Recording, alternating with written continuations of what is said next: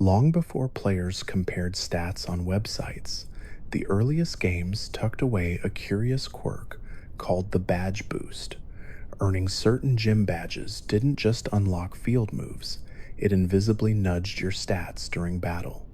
Under some conditions, those boosts could even stack again when a stat was lowered and re-raised, creating outcomes that felt like luck but were really hidden math working in your favor.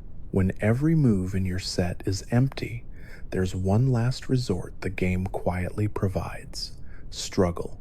It has no listed type in the earliest titles, deals recoil, and only appears when a trainer has run out of options, mechanically a failsafe, thematically a tiny story about perseverance. Status effects in the first games didn't all behave the same.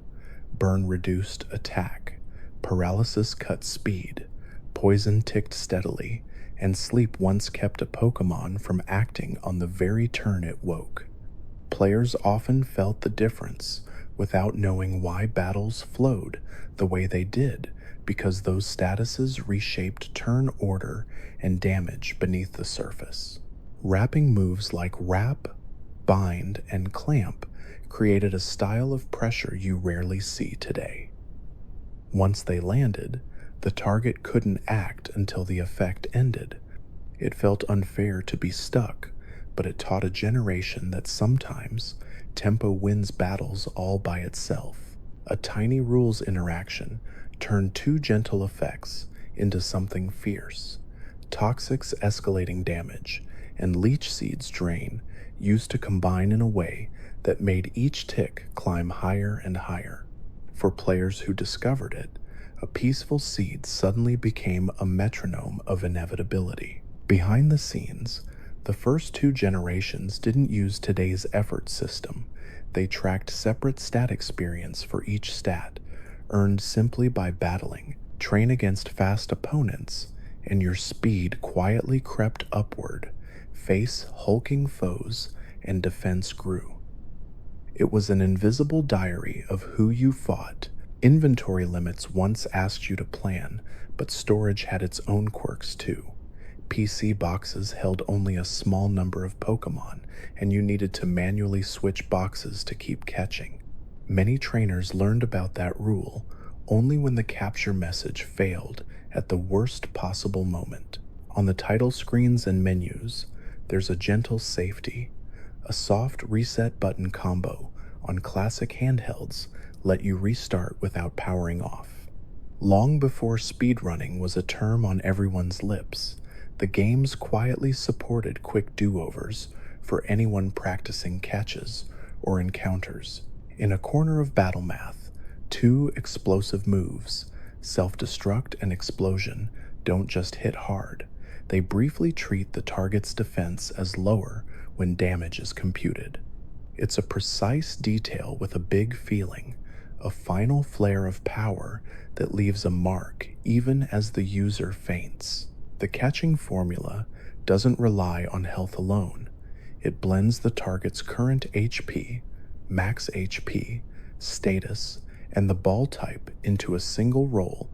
That's why gently lowering a foe and lulling it to sleep always felt right, because deep down, the rules were cheering for patience. Hidden in everyday play are tiny choices by the battle AI. Classic trainers often heal at specific thresholds or favor certain moves in patterned ways. To a child, it felt like outsmarting a person. In truth, you were learning to read systems, one of the series' quietest life lessons. There's a button combination for deleting a save on old cartridges that's separate from starting a new game. It protected siblings from accidental erases, while still giving brave trainers a way to begin again, ritualizing the decision to let go and start fresh. Some creatures in the late-game caves learn recover-style techniques that make battles feel endless. Those move choices weren't random. Designers put sustain on deep dungeon Pokémon to change pacing, like switching a song into a slower, droning bridge before the final chorus. Long after link cables, One undersung innovation arrived in Japan with handheld peripherals, a phone adapter that let a certain tower quietly connect players for remote matches and trades. It was an early sketch of a future where battling a friend wouldn't require sitting shoulder to shoulder, ambitious, a little clunky, and far ahead of its time. In a special handheld release, a mysterious GS ball once led to a forest meeting with a time-traveling sprite.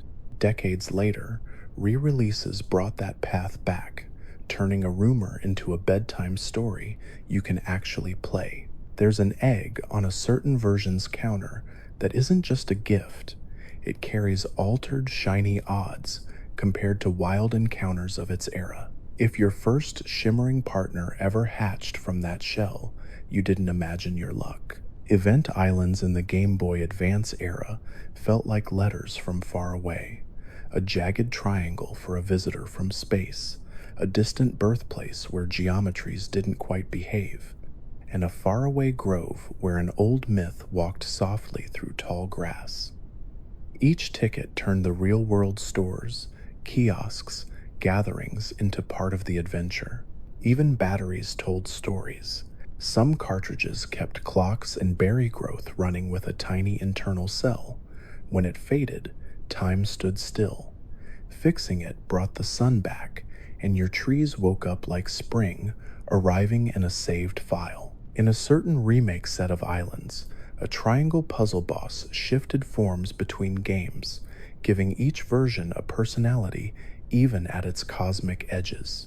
The idea that form can be local tied to the cartridge you hold became a quiet theme the series would revisit again and again. A shoreline rarity in those same seas, a living mirror uses hidden arithmetic to copy shapes perfectly.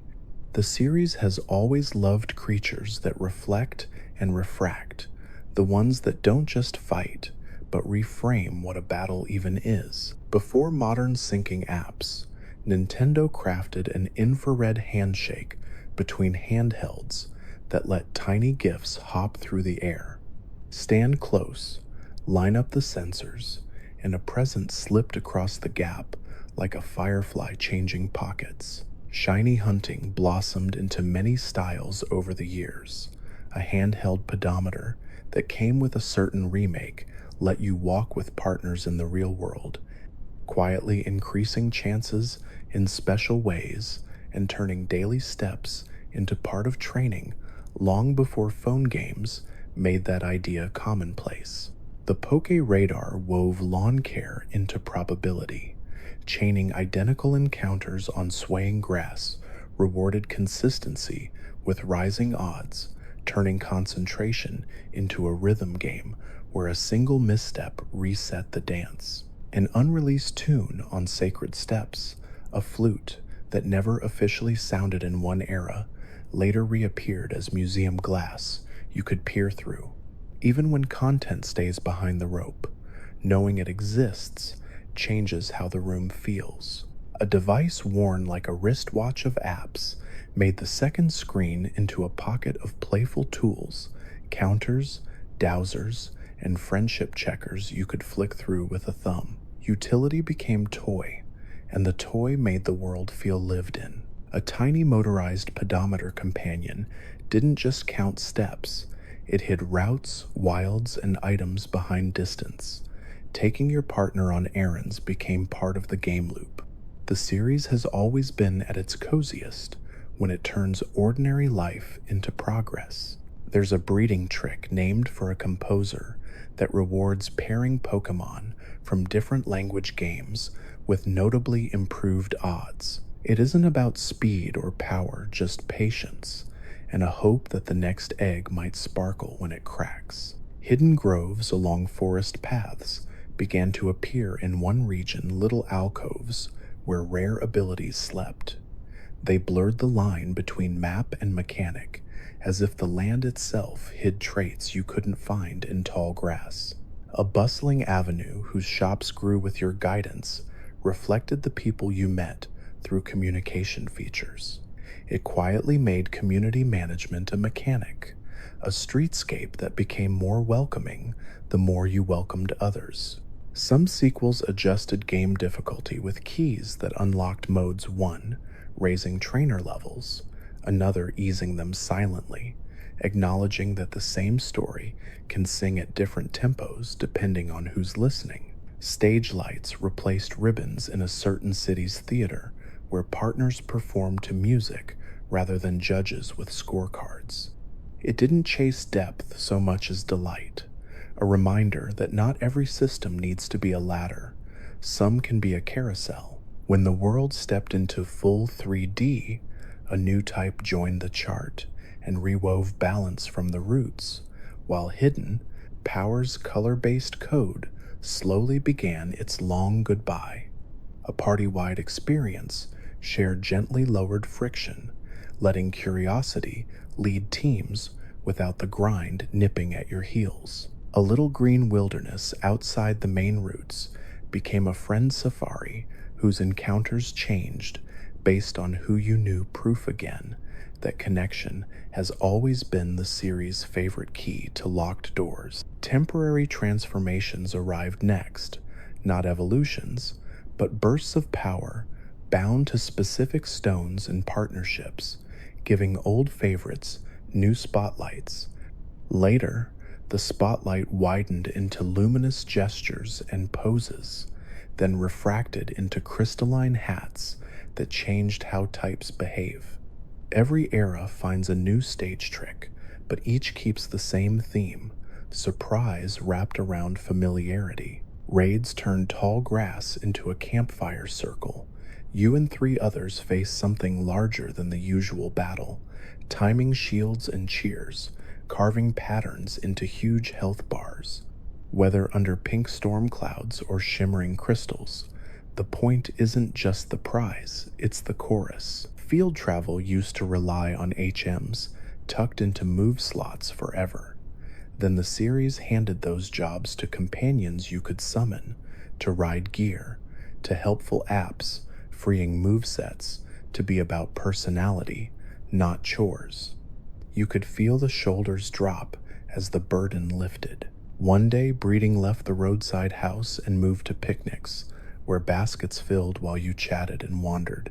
It fits the older truth the games whisper over and over: progress can be gentle. Even now, special dens and 7-star challenges arrive as limited time puzzles, not just tests of strength, but of reading the patterns, choosing coverage, resisting temptation, and saving your cheers for the beat that matters. Across all these years, one constant remains: small systems quietly teaching big ideas, tempo and patience, rituals and surprises, connection as a mechanic and a theme. Tonight we only skimmed the surface, and we've kept every detail fresh for this series.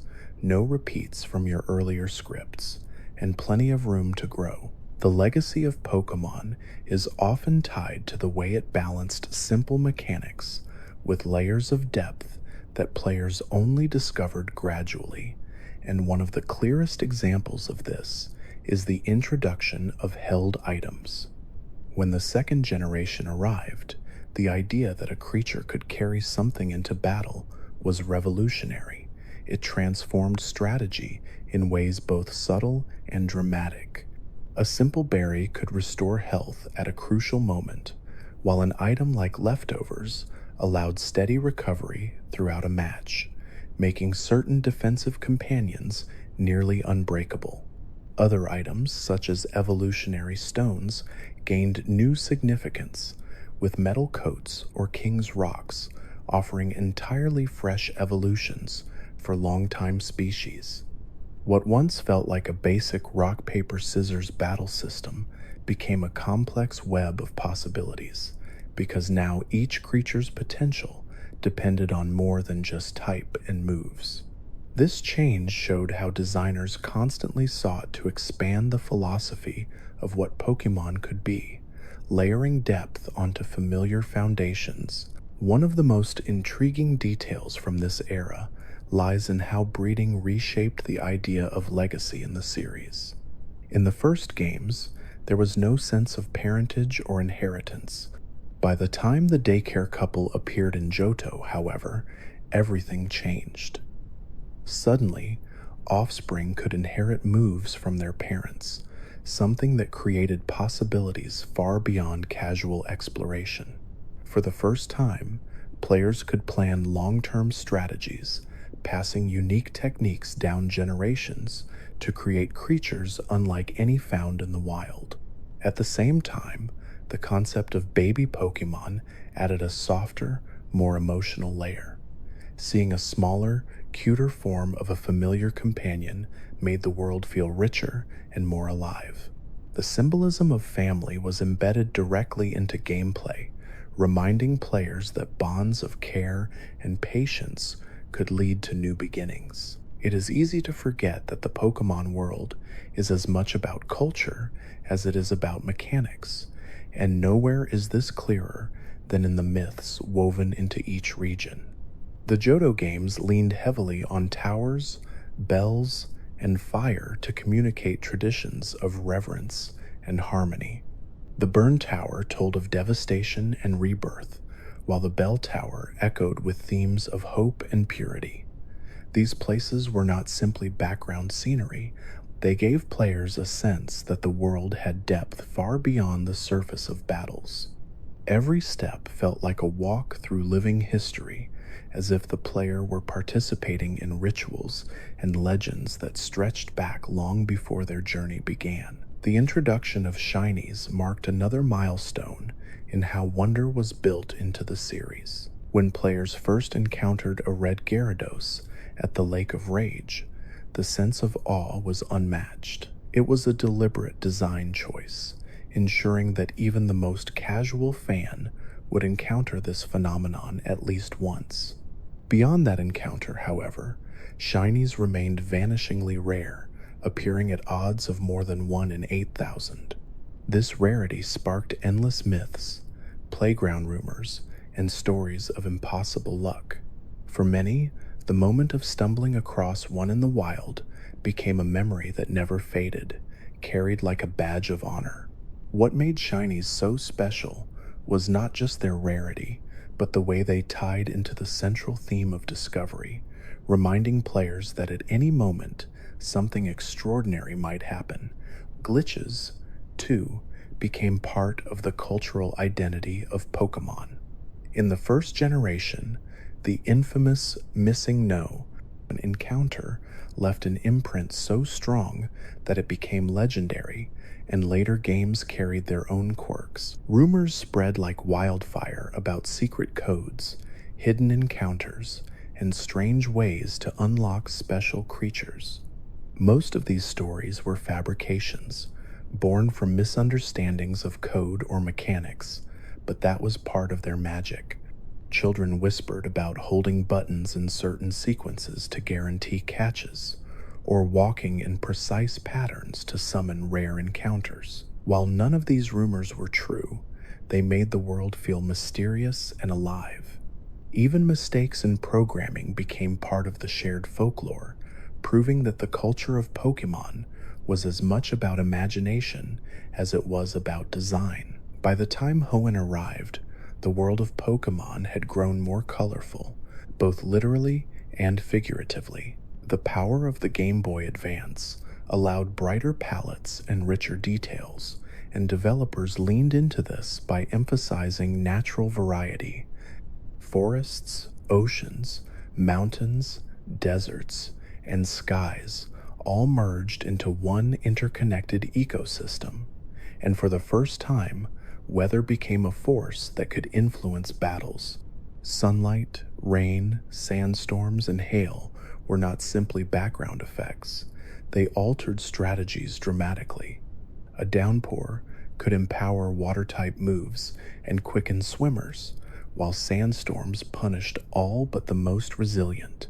This integration of environment and battle blurred the line between story and mechanics, showing that the natural world was as much a participant in combat as trainers and their companions.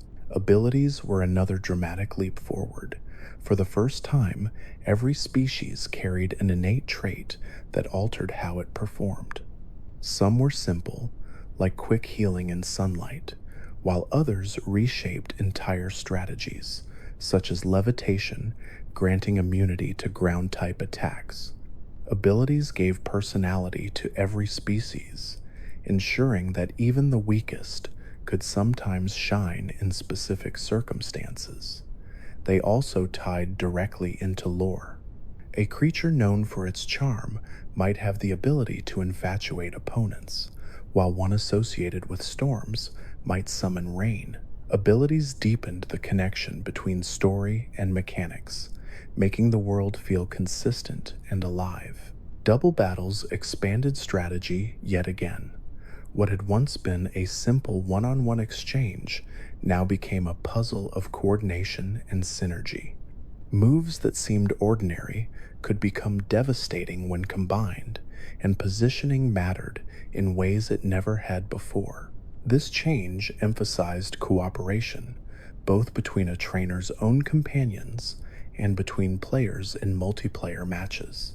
It showed that Pokémon was not only about individual strength, but also about teamwork and balance, reflecting the broader themes that had been embedded in the series since its beginning. The contests introduced in Hoenn added yet another layer. For the first time, creatures were judged not only on their strength, but on their beauty, cleverness, and style. Players could prepare by feeding berries to improve traits, decorating their partners, and selecting moves that dazzled audiences rather than simply dealing damage. Contests opened the door for children who wanted to connect with their companions in ways beyond combat. It reminded everyone that Pokémon were not just fighters, but companions with personalities and talents that deserved to be celebrated. Secret bases were another beloved innovation. By allowing players to carve out small spaces in trees, caves, or cliffs, the developers gave fans a way to leave a personal mark on the world. Decorations, furniture, and dolls turned these spaces into reflections of personality, and through link cables, friends could even visit one another's hideouts. This feature created a sense of community that extended beyond trading or battling. It was about expression, identity, and connection, reinforcing the idea that the Pokémon world belonged to its players as much as to its characters. Lore in Hoenn reached new depths as well. Myths described battles between titans of land and sea, with a guardian of the sky maintaining balance. These legends were not confined to a single event at the end of the game. They were woven into the environment itself, with regions flooded or parched, depending on the story. By integrating myth directly into gameplay, the developers made the stakes feel immediate and real. The player was not just watching history, but actively participating in it. The introduction of natures added another dimension to training. Each creature now had subtle personality traits that affected how their stats grew, making every individual unique. This system encouraged planning and patience, as trainers sought partners whose natural inclinations matched their strategies. Beyond mechanics, however, natures gave creatures individuality. A timid personality might emphasize speed, while a bold one emphasized defense, reinforcing the idea that Pokémon were more than numbers on a screen. They were living beings with quirks and tendencies, echoing the diversity of life itself. Water routes in Hoenn were another point of fascination. Nearly a third of the map was ocean, dotted with islands, caves, and currents. Some fans found the abundance of surfing frustrating, while others saw it as a bold design choice that emphasized exploration and environment. By placing such importance on water, the developers highlighted the theme of balance between land and sea, reinforcing the mythology at the region's core. It was a reminder that the Pokémon world was not just about towns and forests, but about vast ecosystems that demanded respect and adaptation. Rarer still was the method for encountering a certain serpentine creature, which appeared only on a handful of tiles in a single river. This rarity made it one of the most infamous hunts in franchise history, and evolving it required patience and attention to beauty contests rather than leveling alone. This design choice emphasized perseverance and transformation, rewarding dedication with one of the most elegant creatures ever created. It showed how difficulty and rarity could be used to deepen emotional connection, making the eventual reward unforgettable. Hoenn also introduced puzzles that tied gameplay to real-world knowledge. Unlocking the legendary golems required deciphering Braille inscriptions, using specific moves in exact places, and solving riddles that felt more like archaeological expeditions than simple battles. This level of complexity was groundbreaking, blending education with exploration and making players feel like true adventurers. The sense of mystery and accomplishment carried by these puzzles left a lasting mark, proving that hidden challenges could be as memorable as main quests. The concept of effort values, hidden in earlier generations, became more transparent here, giving dedicated players the tools to fine-tune their companion. This transparency laid the foundation for the competitive metagame, transforming Pokémon into more than a casual pastime. It became a discipline, a pursuit that demanded knowledge, patience, and strategy, and communities began to form around perfecting teams. For many fans, this was the beginning of Pokémon as both a personal journey and a competitive sport, expanding the series' identity in ways few could have imagined. Even the art direction of Hoenn carried significance. Treetop towns, volcanic paths, and bustling ports reflected the diversity of Japan's Kyushu region, while also emphasizing harmony between tradition and nature. Every settlement felt unique, tied not only to geography, but to culture and lifestyle. This design choice made the world feel real, reminding players that it was inhabited not only by creatures, but by communities with their own identities. Music in Hoenn also left a deep impression. Trumpets and marimbas became hallmarks of its soundtrack, reflecting both tropical vibrancy and adventurous spirit. Themes for towns, battles, and caves carried distinct tones that reinforced the region's personality, ensuring that every journey had its own unique rhythm. Fans still remember these melodies with nostalgia, proof of how strongly sound design shaped the emotional landscape of the series. By the end of Hoenn, Pokémon had evolved into something far greater than a simple set of games.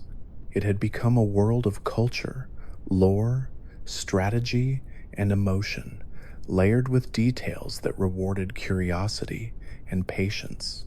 The journey was no longer just about becoming a champion, but about uncovering myths, forming bonds, and discovering personal expression. This philosophy carried into the next generation, ensuring that the sense of wonder never faded, but instead grew deeper with every new step into the unknown. When the series moved into the Sinnoh region, the sense of scale and depth increased in remarkable ways.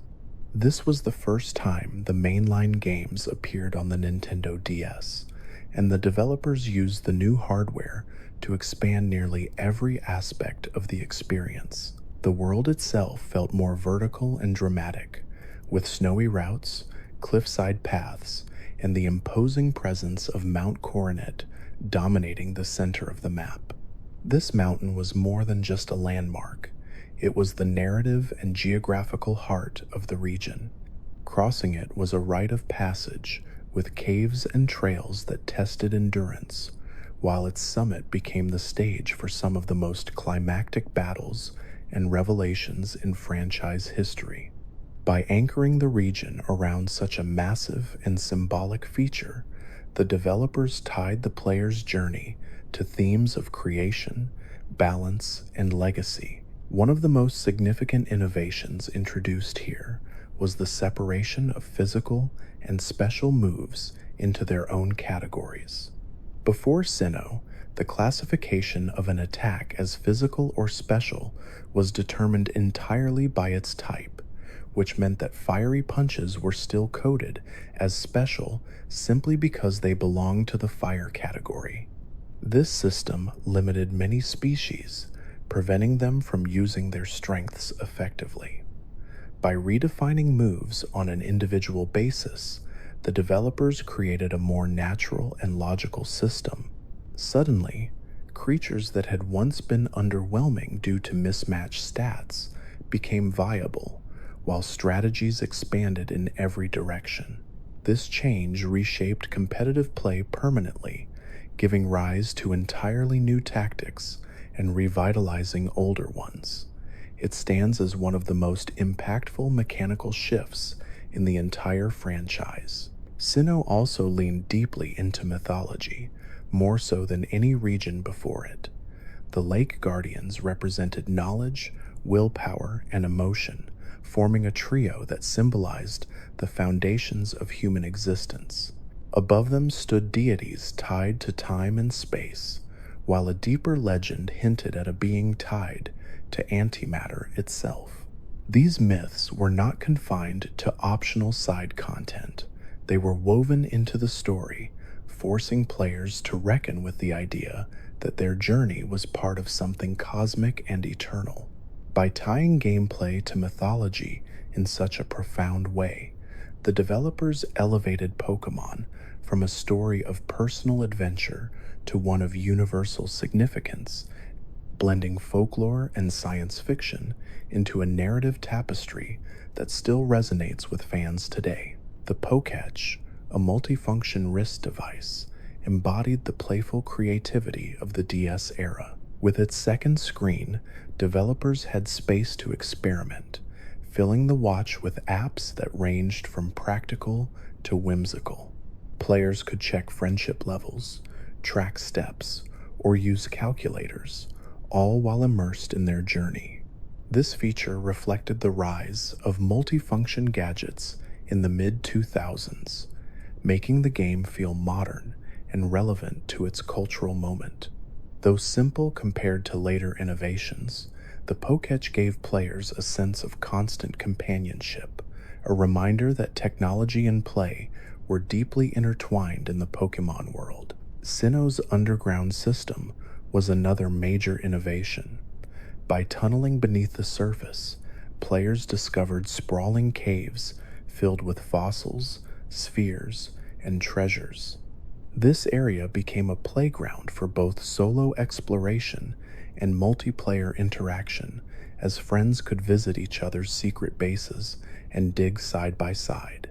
The underground added verticality to the world, suggesting that the Pokémon universe was not confined to the surface. It expanded the sense of mystery and discovery, while also introducing one of the most addictive minigames in the series through its mining mechanics.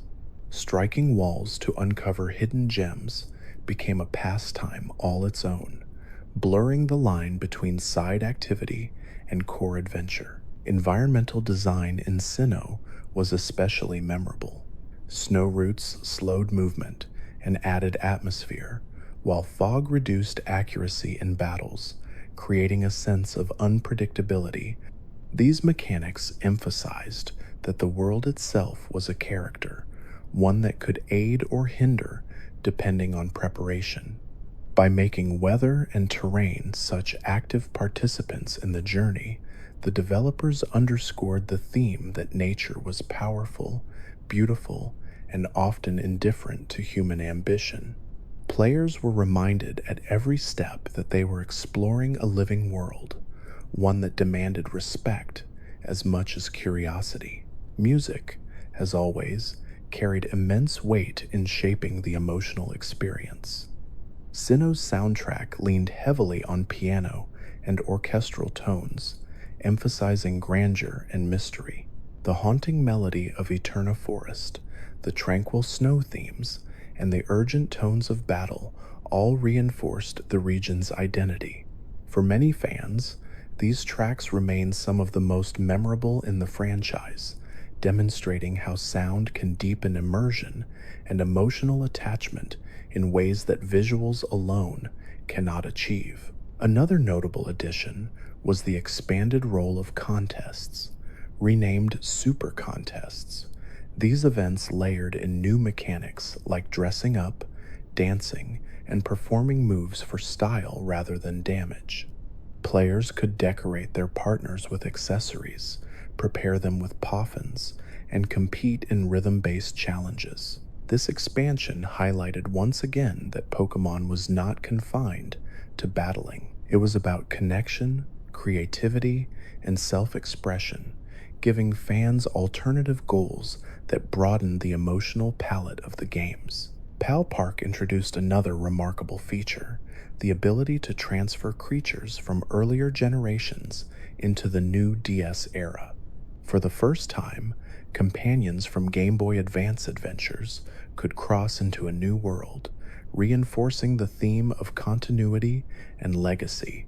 For many players, this meant that their favorite partners could remain by their side, not just as memories, but as living participants in new adventures. The sense of permanence and loyalty this created was profound, reminding fans that bonds forged years earlier still mattered in new journeys. Competitively, Sinnoh introduced a wealth of new strategies. The physical special split revitalized countless species, while the arrival of powerful new moves and abilities gave rise to iconic figures like Garchomp, whose dominance in battle became legendary. Communities around the world debated strategies, tested builds, and discovered tactics that pushed the boundaries of what was possible. This was the era when competitive Pokémon truly began to mature, transforming from playground fun into a global discipline with technical depth. Sinnoh also expanded post-game challenges with the Battle Frontier, a collection of facilities where unusual rules and restrictions tested creativity and endurance. Unlike standard battles, these arenas demanded mastery of unconventional strategies, pushing players to experiment with teams outside their comfort zones. The Battle Frontier became a proving ground for serious trainers, extending the life of the games and fostering a sense of endless possibility. The narrative structure of Sinnoh also deserves recognition. Few regions balanced history and modernity so elegantly. Towns were filled with libraries, ancient ruins, and cultural centers that tied directly into the mythic themes of the story. At the same time, advanced technology and modern conveniences gave the sense that this was a living, evolving society. By weaving together the ancient and the contemporary, the developers created a world that felt holistic, where every detail contributed to a sense of depth and authenticity. The arrival of Wi-Fi connectivity took Pokémon into an entirely new era. For the first time, players could trade and battle across the globe, no longer limited to link cables or local gatherings. This leap mirrored broader cultural shifts in gaming, where online play became the new standard. The global trade station allowed for asynchronous trades with strangers worldwide, expanding the community beyond imagination. Suddenly, Pokémon was no longer just a local experience. It was a global phenomenon, uniting fans across continents in real time. Small touches like ball capsule customization further enriched the experience. Trainers could attach stickers to their Pokeballs, creating bursts of smoke, sparks, or hearts when their companions entered battle. These details encouraged individuality, allowing each trainer to express personality through even the smallest moments. What could have been a throwaway feature instead became a cherished way for fans to connect more deeply with their partners, reinforcing the theme that the journey was as much about style and identity as about victory. Environmental storytelling thrived in Sinnoh as well. The old chateau, filled with eerie encounters and a ghostly presence, became one of the most haunting locations in the series. Kanilov's library offered myths and stories that tied directly into the larger narrative of creation. Even small details, like the shifting snow on certain routes or the quiet isolation of mountain paths, told stories of endurance and resilience. These places reminded players that the Pokemon world was filled with history and mystery, waiting to be uncovered by those who paid attention. The climax of Sinnoh's story stood out as one of the most ambitious in the series. The summoning of legendary deities, the distortion of space and time, and the sense that the very fabric of the universe was at stake all gave weight to the player's actions. Yet, even with these cosmic stakes, the narrative remained grounded in themes of friendship, responsibility, and courage. This balance between the personal and the universal is what made Sinnoh unforgettable, cementing its place as one of the most beloved eras of the franchise. By the time the Sinnoh journey concluded, Pokemon had grown into a phenomenon that combined myth, technology, creativity, and competition. It was no longer simply about catching and battling. It had become a platform for storytelling, self-expression, and community. Each generation had built upon the last, but Sinnoh demonstrated that the series was capable of true evolution, reaching heights that few could have imagined in the early days of handheld sprites and simple battles. With the arrival of the Unova region, the series entered a bold new phase that redefined what Pokemon could be. For the first time, the world was modeled not after Japan, but after a distant land inspired by the United States, particularly the sprawling metropolis of New York City. This choice immediately gave the region a distinct identity, filled with towering skyscrapers, wide bridges, and bustling cityscapes unlike anything players had seen before. The developers wanted Unova to feel fresh, modern, and global, reflecting the series' expanding audience and its ability to resonate beyond cultural borders. Stepping into Castelia City, with its busy piers, crowded streets, and office buildings, felt overwhelming in the best way. It was a reminder that the Pokemon world was not static, but capable of evolving into something that mirrored the real world's diversity and ambition. Unova also made the unprecedented choice to reset the regional Pokédex entirely at the start of the adventure. Until the main story was complete, players encountered only newly designed species, with no familiar creatures from earlier generations appearing until much later. This was a deliberate attempt to recreate the sense of discovery that defined the very first games. By forcing players to meet, catch, and learn about completely new companions, the developers recaptured the magic of uncertainty and exploration. Every patch of grass felt mysterious again, every encounter unpredictable. For many fans, this bold decision reignited the sense of wonder that had drawn them to the series in the first place. The narrative ambition of Unova also stood out. For the first time, the story leaned heavily into moral questions, blurring the lines between heroes and villains. Team Plasma, the central antagonist group, argued that Pokemon should be liberated from humans, claiming that bonds of companionship were actually chains of control.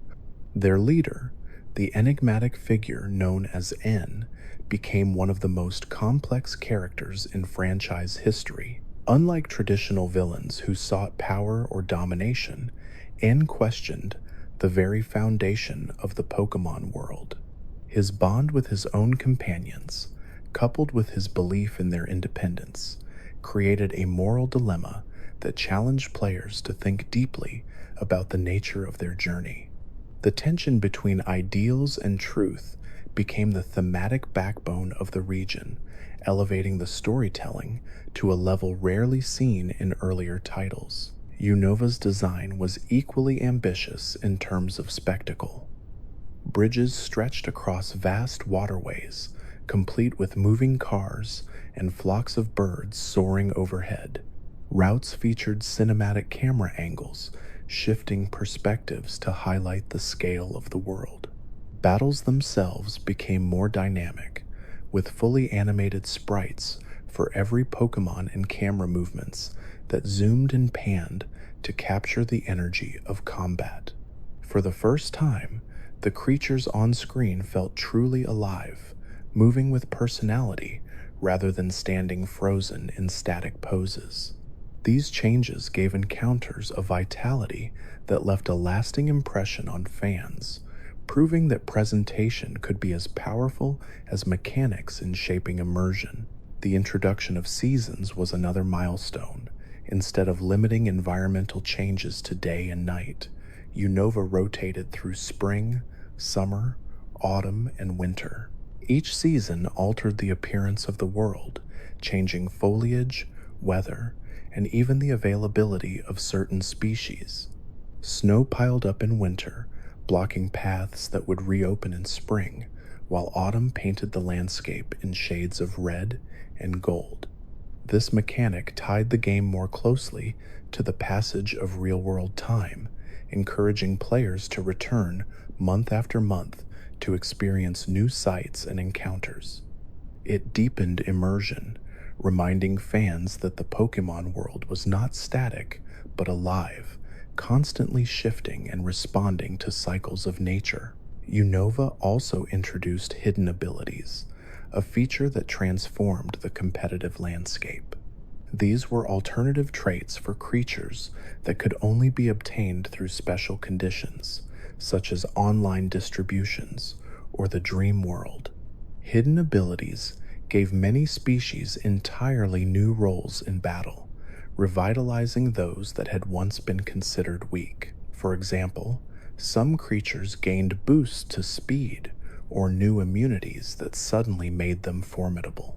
This innovation underscored how even the smallest design changes could ripple outward, reshaping strategies and community discussions across the globe. The Dream World itself was one of the most experimental features of the generation.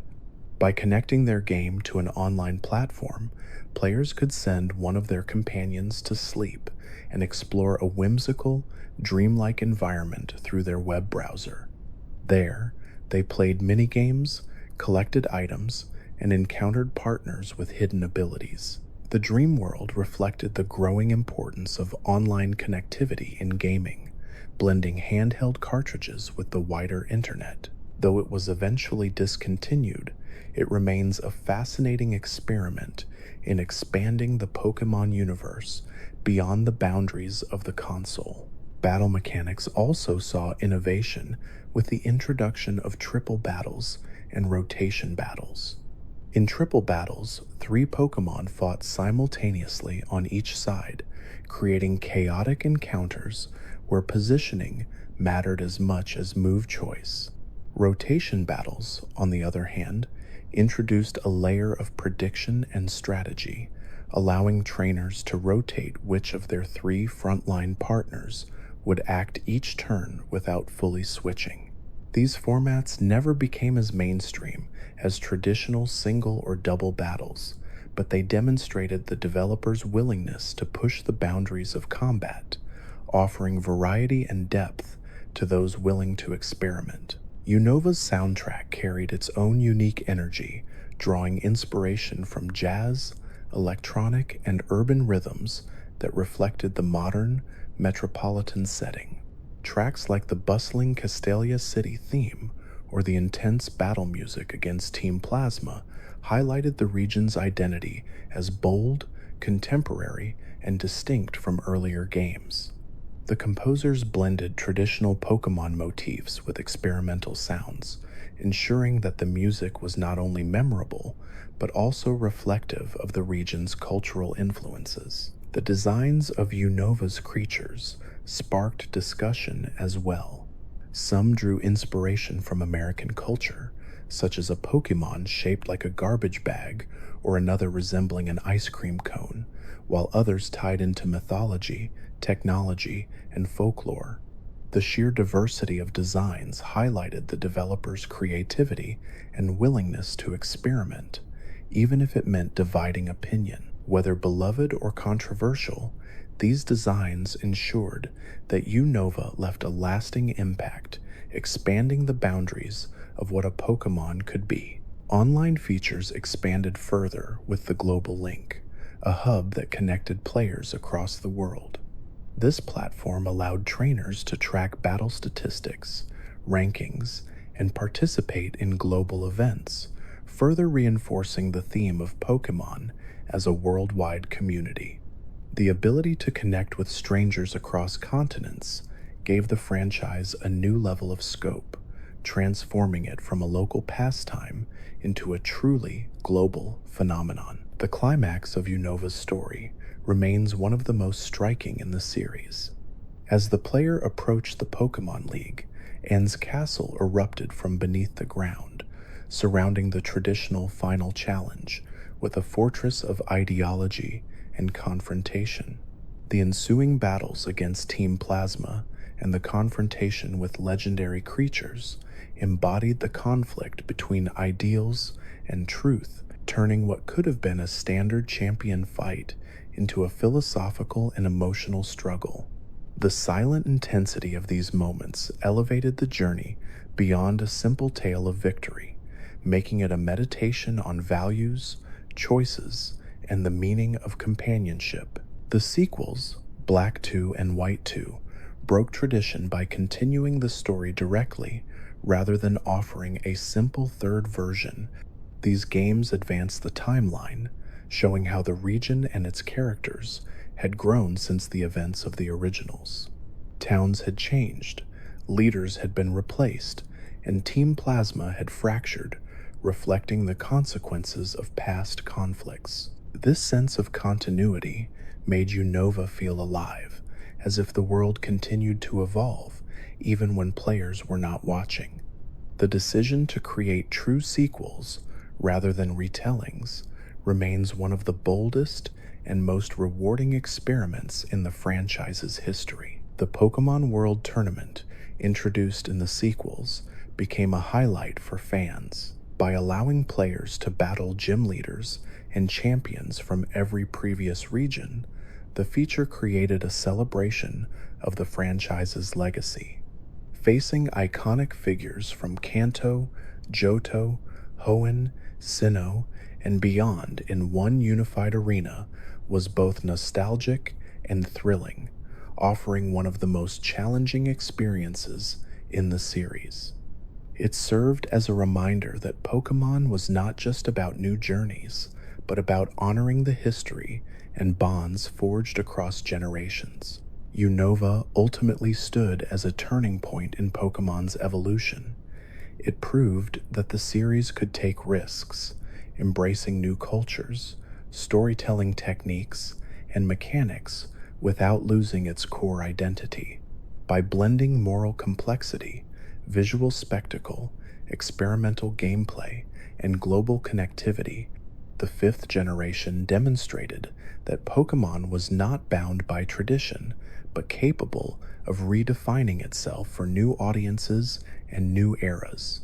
It was a region of ideals and truths, of discovery and reflection, and its legacy continues to shape how fans imagine the possibilities of the franchise. The transition into the Kalos region marked one of the most dramatic shifts in the history of the franchise. For the first time, the mainline games fully embraced three-dimensional graphics, moving beyond the sprites and pixel-based worlds that had defined the series since its birth. The change was more than just visual. It altered the way players experienced the journey, expanding exploration into richer landscapes, wider perspectives, and deeper immersion. Towns stretched into bustling avenues, forests seemed to envelop the screen with depth and shading, and battles became more cinematic, with creatures rendered in detailed models that carried expressive animations. This leap into 3D signaled not only a technical milestone, but also a philosophical one. It showed that Pokemon was ready to embrace the future while still holding on to the core traditions that had made it beloved. The setting of Kalos was inspired by France, and the cultural influence permeated every detail of the region. From the cobblestone streets and cafe-lined boulevards of Lumio City to the chateaux scattered across the countryside, Kalos radiated themes of elegance, artistry, and refinement. The decision to draw from France's reputation for fashion and culture gave the region a distinctive personality, one that emphasized beauty and creativity as much as strength. Even the Pokemon designs themselves carried a sense of flair, with many creatures evoking motifs of elegance, performance, or artistry. By grounding the region in a cultural theme so tied to beauty, the developers expanded the series' emotional palette, reminding fans that Pokemon was not only about power, but also about style and self-expression. Customization of the player character reinforced this theme of individuality. For the first time, trainers could change their hairstyles, clothing, and accessories, making their avatars reflect personal taste. This feature, while seemingly small, resonated deeply with fans. It gave players a sense of ownership over their journey, reinforcing the idea that Pokemon was not a single story repeated across millions of cartridges, but a personal adventure unique to every individual. Combined with the region's emphasis on fashion, this customization feature felt natural, as if the world itself was inviting trainers to step into its cultural fabric and make it their own. Mechanically, Kalos introduced one of the most significant additions in the series, the Fairy type. For years, Dragon-type creatures had dominated the competitive landscape, often with few reliable counters. The introduction of Fairy brought new balance, resisting dragon moves and offering a check to what had become overwhelming power. Beyond competitive implications, the choice of the word fairy emphasized the mystical, whimsical side of the franchise. Many species that embodied magic, purity, or enchantment found new identity in this type, reinforcing the idea that the Pokemon world was vast enough to embrace both the scientific and the fantastical. Another innovation tied to Kalos was the concept of mega evolution. For the first time, certain creatures could transform temporarily during battle, unlocking new forms, abilities, and immense power. Mega evolution was framed as a bond between trainer and Pokemon, requiring both a special stone and a deep connection. Narratively, this tied back to the themes of legacy and heritage, as many megastones were tied to ancient history. Mechanically, it gave beloved species new life, revitalizing older companions with fresh strategies and appearances. The sight of a familiar partner suddenly transforming into a more powerful version of itself carried both excitement and emotional weight, reminding fans of the bond between trainer and creature at the heart of the series. The region also emphasized beauty through contests of performance and presentation. Pokemon showcases and similar events celebrated grace and style rather than battle prowess, offering players alternative goals that reinforce the themes of artistry and individuality. These events built upon ideas introduced in earlier generations, but tied them more deeply to the culture of Kalos, where fashion and elegance were central to identity. The decision to emphasize these features alongside traditional battles reinforced the idea that Pokemon was not defined by strength alone, but by creativity and connection. Kalos also brought new approaches to storytelling. The narrative centered on themes of history, war, and the consequences of ambition. Ancient ruins, mysterious weapons, and tales of civilizations long past gave the region a sense of depth rarely seen before. The idea that a war had once consumed the land, leaving scars and shaping legends, added gravity to the journey. This was more than a personal adventure. It was a story tied to the fate of nations and the lessons of history. By weaving in themes of conflict and resolution, Kalos reminded players that the world of Pokemon was vast, complex, and filled with echoes of the past. One of the most symbolic locations was Lumio City, which stood at the center of the map like a beating heart. With its wide boulevards, rotating camera perspectives, and iconic tower inspired by Paris's landmark, it embodied the spirit of connection and grandeur. Navigating its streets felt different from any town in earlier games, not just because of its size, but because of its atmosphere.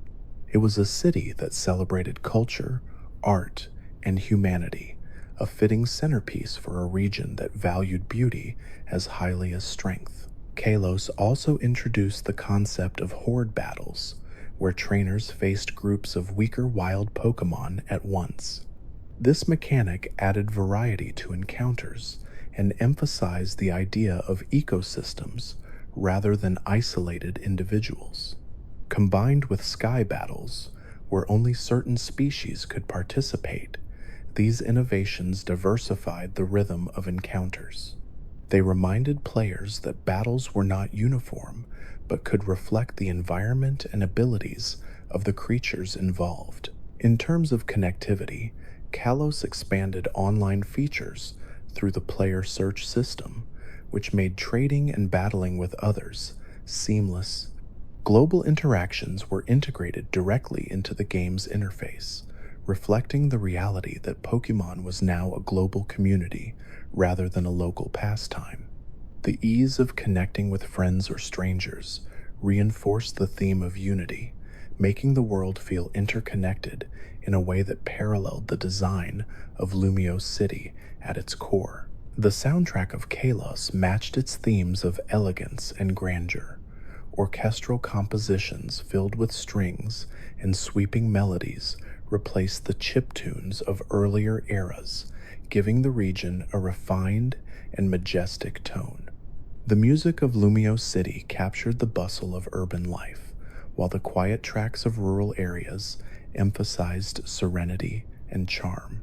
This shift in musical style reflected the broader ambition of the region, aligning sound with visual spectacle to create a holistic sense of immersion. Even small details carried weight in Kalos.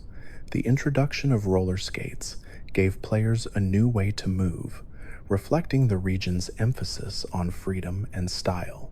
The use of cafes as gathering places reinforced cultural motifs, while the presence of ancient ruins and monuments connected the modern region to its historical roots. These touches made Kalos feel like more than a map to traverse.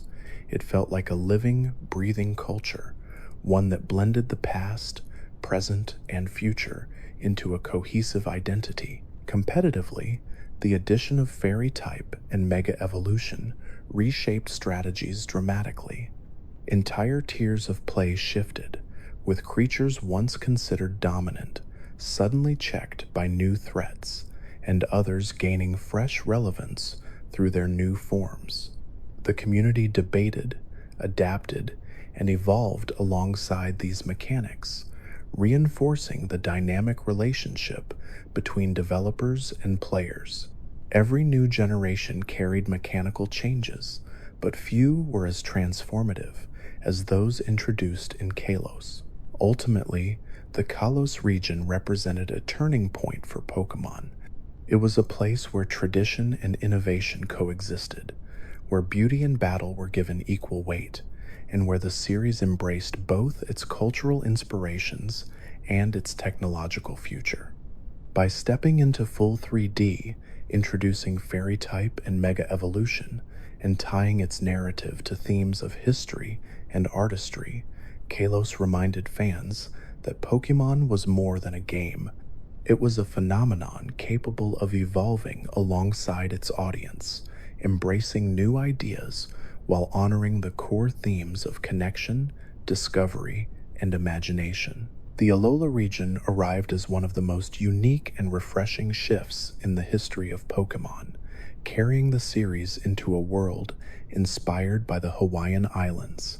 From the moment players first set foot on its sunlit shores, it was clear that Alola would not follow the exact same formula as earlier adventures. Instead of a standard sequence of 8 gyms leading to an elite challenge, the region offered trials scattered across its islands, each one designed to reflect cultural practices and local traditions. These trials were overseen by captains rather than gym leaders, and the culmination of each challenge involved facing a powerful totem creature that embodied the spirit of the land. This departure from the familiar structure gave Alola a rhythm unlike any other region, emphasizing community, heritage, and respect for nature. It reminded players that the world of Pokemon could evolve in form as well as in content, adapting to new ideas without losing its heart. The region's inspiration from Hawaii was clear, not just in geography, but in culture and philosophy. The sense of ohana, or family, permeated every detail, from the bonds between trainers and their companions to the welcoming warmth of the island communities. Festivals celebrated the bond between people and Pokemon, while traditions honored guardian deities said to protect each island. These cultural notes grounded Alola in a sense of place and identity, making it feel more real and relatable than almost any previous setting. It was not just another map to conquer, but a living, breathing society built on respect for land, tradition, and spirit. One of the most striking design choices in Alola was the introduction of regional forms. Familiar species from earlier generations appeared with entirely new appearances, typings, and abilities shaped by the environment of the islands. These forms reflected real-world concepts of adaptation and evolution, where creatures change across generations to survive in unique ecosystems. Seeing a once common Pokemon take on a new identity in Alola emphasized the theme of diversity and resilience. It also deepened the lore, suggesting that the world of Pokemon was larger and more complex than previously imagined, with species evolving differently across regions. This mechanic added both nostalgia and novelty, bridging the past and present in a way that felt both fresh and natural. Totem battles were another defining innovation. Instead of facing a single strong opponent, trainers encountered creatures empowered by an aura of strength, often summoning allies to support them. These encounters required new strategies and reinforced the idea that Pokemon were part of ecosystems rather than isolated individuals. Facing a totem felt like a test not only of strength, but of adaptability and understanding. By weaving these challenges into the narrative structure, the developers made Alola feel less like a checklist of gyms and more like a series of cultural rites of passage. Alola also introduced Z-moves, powerful one-time attacks activated through crystals, and dramatic poses shared between trainer and Pokemon. Unlike Mega Evolution, which temporarily transformed a creature, Z moves emphasized collaboration, with the trainer physically participating in the battle through synchronized gestures. The animations that accompanied these moves were deliberately over the top, highlighting spectacle and excitement. While some players debated their balance, the concept reinforced the theme of unity, reminding fans that battles were not only about numbers and mechanics, but about bonds and expression. The story of Alola was one of the most ambitious in the series to that point, weaving themes of family, identity, and morality into its narrative. Characters like Lily and Gladion carried personal arcs tied to growth, independence, and healing, while the antagonist organization grappled with questions of obsession and ambition. The tale of Ultra Beasts, strange creatures from another dimension, expanded the lore into science fiction territory, suggesting that the Pokémon world was not bounded solely by its regions, but connected to wider universes filled with mystery. By combining personal drama with cosmic stakes, the story of Alola balanced intimacy and grandeur in a way that resonated deeply with many fans. The guardian deities of each island added a spiritual layer to the adventure, representing protection, challenge, and cultural reverence. These beings were woven into every aspect of the region's design. Shrines, rituals, and festivals reinforced their presence, creating a sense that the people of Alola lived in harmony with forces far greater than themselves. Catching or confronting these guardians carried weight, reminding players that the creatures of the Pokémon world were not just companions or opponents, but figures of legend tied to culture and belief. Alola's geography was equally significant. Lush jungles, sandy beaches, volcanic peaks, and vast oceans blended together into a seamless ecosystem that reflected the diversity of the Hawaiian Islands. The emphasis on natural beauty gave the region a sense of serenity, even in moments of challenge. Surfing across waves, exploring secluded groves, or trekking up sunlit mountains reinforced the idea that Alola was not just a battleground, but a paradise to be lived in. These design choices invited players to slow down, to immerse themselves in the rhythm of the islands rather than rushing toward the final challenge. Regional forms also provided opportunities for reinterpretation of beloved species. Seeing a once familiar electric rodent adapt into a psychic surfer or a tropical variant of a once common plant companion gave fans new ways to appreciate old favorites. These forms reminded players that growth and change are constants, both in the natural world and in the series itself. By tying nostalgia to innovation, Alola reinforced the theme that Pokémon is timeless, precisely because it never stops evolving. The soundtrack of Alola matched its tropical inspiration. Rhythms borrowed from Polynesian traditions blended with playful melodies, creating a soundscape that felt warm, lively, and distinct. The music of towns invited relaxation, while the battle themes carried energy and vibrancy. Even the cries of Pokémon seemed more expressive, reflecting the region's emphasis on life, family, and community. This attention to sound ensured that Alola did not just look different but felt different, immersing players in a new cultural atmosphere. One of the most fascinating mechanics tied to Alola was the Poképelago, a feature that turned unused companions in storage into active participants in exploration. These creatures could cultivate berries, search for stones, or relax in hot springs, creating a sense that even those not on the main team contributed to the journey. This mechanic deepened the sense of community, reminding players that every creature mattered, even if they were not part of the 6 chosen for battle. It reinforced the theme of inclusivity and care that ran throughout the region. The narrative also leaned heavily into themes of family and personal growth. Lily's journey from a timid child to a confident individual mirrored the growth of many players themselves, while Gladian's struggles with loyalty and independence reflected the challenges of identity. Their arcs emphasized that the world of Pokemon was not just about catching and battling, but about learning who you are and how you relate to others.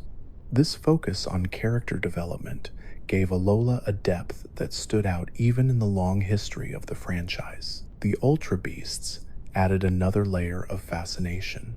Their designs were intentionally alien, emphasizing that they did not belong to the natural order of the Pokemon world. Their presence raised questions about dimensions, ecosystems, and the boundaries of existence itself. Catching them felt different from catching other creatures, reinforcing the idea that they were outsiders whose existence challenged the very definition of what a Pokemon could be. This bold choice showed the developers' willingness to experiment with narrative and design, pushing the boundaries of the franchise while still staying grounded in its core themes. Even humor played an important role in Alola. Characters like Professor Kukui, with his enthusiasm for moves and his role as both mentor and challenger, added lighthearted charm. Team Skull, with their exaggerated mannerisms and comedic presence, became one of the most memorable antagonist groups, beloved for their ridiculous antics even as they opposed the player. This balance of humor and seriousness ensured that the region felt vibrant and alive, filled with both drama and joy. Alola also placed a greater emphasis on bonds of affection through the introduction of features like Pokemon Refresh, where trainers could groom, feed, and care for their partners directly. This mechanic deepened the emotional connection between trainer and companion, reinforcing the theme that care and love were as important as training and battle. By allowing players to wipe away dirt, heal status conditions, or simply share a snack, the game reminded fans that relationships in Pokemon are built on more than statistics. The climax of Alola's story balanced both grandeur and intimacy. The confrontation with the antagonist leader, twisted by obsession and ambition, felt personal because of the relationships players had built with the characters along the way. Yet it also carried cosmic stakes, as Ultra Beasts poured through wormholes, and the fate of the region seemed to hang in the balance. This combination of small-scale drama and large-scale spectacle gave the finale a unique weight, proving once again that the Pokemon series thrived when it wove the personal and the universal together. By the end of the Alola adventure, players had not just conquered trials or caught creatures, they had participated in a culture, learned traditions, forged bonds, and grown alongside characters who felt real and human. The region stood as proof that Pokemon could reinvent itself without losing its essence, blending innovation with tradition in a way that honored both past and future. Alola remains one of the most distinctive regions, remembered not only for its beauty and warmth, but for its courage in breaking the mold. The Galar region marked another turning point for the series, not only because it was the first mainline entry on a home console, but because it was designed to capture the feeling of grand spectacle. Inspired by the culture and geography of the United Kingdom, Galar emphasized tradition, industrial heritage, and above all, the excitement of sport. From the moment the journey began, the narrative was framed as a championship rather than a personal quest. Stadiums filled with roaring crowds, broadcasters announced matches with energy, and challengers wore uniforms that made them feel like athletes stepping onto a global stage. For the first time, battles were presented as true public events, highlighting the idea that Pokemon was not just a personal adventure, but a spectacle celebrated by entire societies. This focus on sportsmanship and showmanship was reinforced by the design of the gyms. Rather than simple puzzles leading to battles, each gym challenge reflected a unique minigame or test that tied to the leader's theme. Whether herding woolly creatures across a field, solving puzzles with water pipes, or navigating a maze filled with shifting traps, the gyms felt like televised events designed for entertainment as much as competition. Facing the leaders inside enormous stadiums, with thousands of fans cheering and music swelling, elevated the sense of excitement. It was no longer just about strategy, it was about performance, spectacle, and rising to the pressure of the spotlight. Perhaps the most striking new mechanic in Galar was Dynamaxing, the ability for Pokemon to grow to colossal size during battles. This mechanic transformed encounters into larger-than-life clashes, complete with special moves and overwhelming visuals.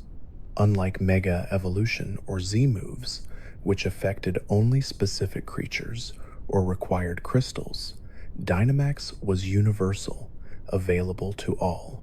This gave every battle the potential for drama, as even the most unassuming partner could suddenly tower over the field, turning the tide with sheer scale and spectacle.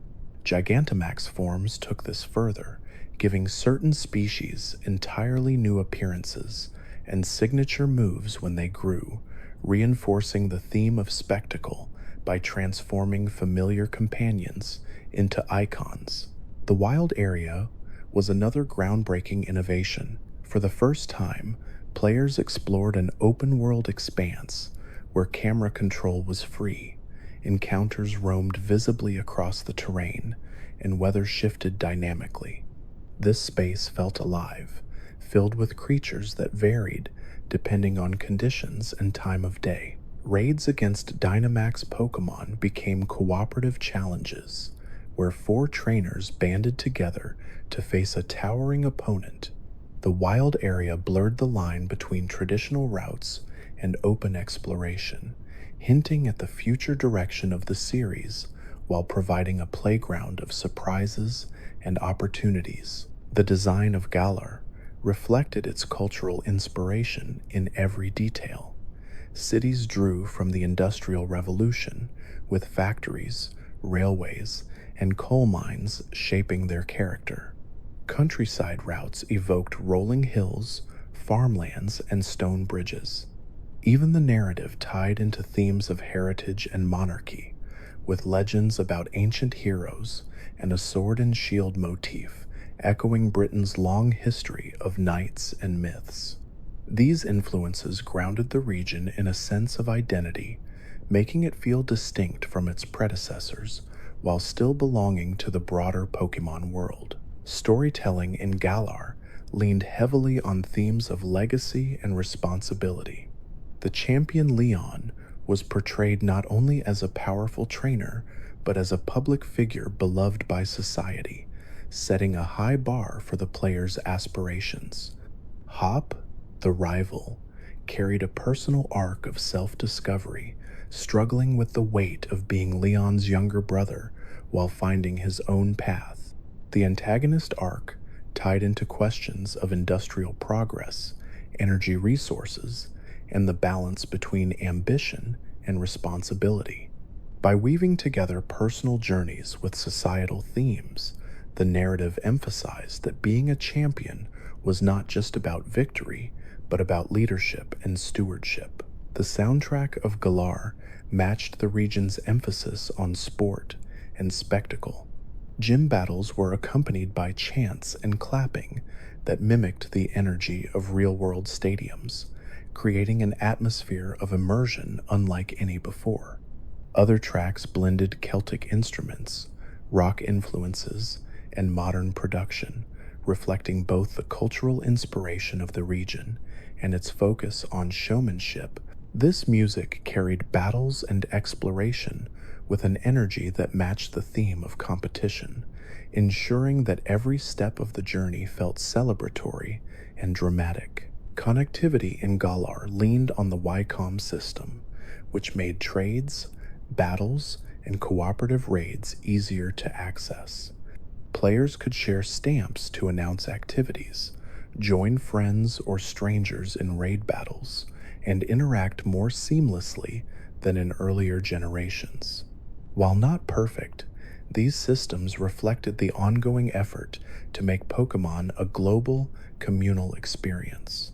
The emphasis on cooperative raids particularly reinforced the theme of shared spectacle, encouraging fans to join forces in the pursuit of rare and powerful encounters. The Isle of Armor and Crown Tundra expansions added even more depth to Galar, marking the first time a mainline Pokémon game received major downloadable content rather than a third version. The Isle of Armor emphasized training and growth, with a focus on mentorship under a wise master and the development of a new partner. The Crown Tundra, by contrast, leaned heavily into exploration and mythology, with vast snowy landscapes, legendary hunts, and cooperative dens. These expansions enriched the region, expanding its lore and giving fans a reason to return long after the main story ended. They also reflected broader shifts in the gaming industry, where expansions had become standard, showing that Pokémon was evolving to match modern expectations. Galar also introduced quality of life improvements that reshaped the experience. Experience sharing was now universal, ensuring that teams grew together without tedious grinding. Access to move tutors, mints to change natures, and items that altered abilities streamlined competitive preparation, making it easier for fans to experiment and build strategies. These changes reflected the developers' recognition that the fan base had matured, balancing accessibility for newcomers with depth for veterans. By lowering barriers, the games encouraged creativity and exploration rather than punishing repetition. One of the most memorable features of Galar was the Pokémon camp. Trainers could set up camp in the wilderness, cooking curry with their partners, playing games, and relaxing together. This feature reinforced the theme of bonding, turning downtime into a meaningful way to connect with companions. Cooking curry, with its many ingredients and variations, became a cultural pastime within the game, reflecting the importance of food and community in British culture. Pokémon Camp emphasized that the journey was not only about fighting and winning, but about resting, nurturing, and enjoying companionship along the way. The designs of Galar's creatures reflected a blend of tradition and experimentation. Many species drew directly from British culture, mythology, and wildlife. From knights and teapots to ravens and corgis, the inspirations were clear. Others pushed boundaries with playful or surreal designs that sparked discussion and debate. As always, the diversity of designs emphasized that Pokémon could embody anything, from folklore to food, from animals to inanimate objects brought to life. This willingness to experiment, even at the risk of controversy, showed that the franchise continued to value creativity above all else.